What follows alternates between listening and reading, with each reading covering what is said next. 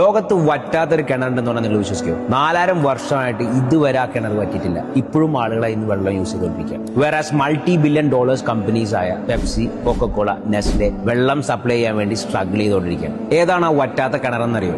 Zamzam. മക്കയിലെ ഈ കിണറിന് ഒരു ഫാക്ടറിയിൽ ഒരു സപ്ലൈ ചെയ്യാനില്ല.